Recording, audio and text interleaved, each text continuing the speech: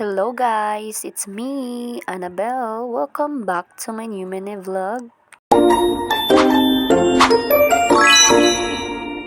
So as you can see, mag-adto na di ay mi sa eskwelahan para magbutar. So syempre nakig-uban ra ko ani niya kay lagi wala mo koy choice kun dili siya lagi akong makauban. Ese laron pata. So mao to pag abot na mo diri sa eskwelahan is nagtagbo ra dayon mi sa akong hig-agaw nga si Barbel Chares.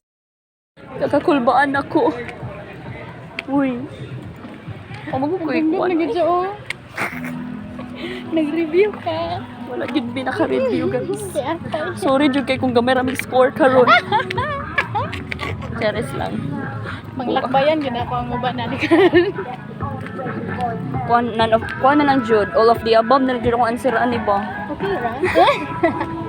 So mo to pag-abot na mo sa eskwelahan is nangita na dahil mi sa mong mga present number ug ag-among gipangita ang mga room kung asa mi dapita.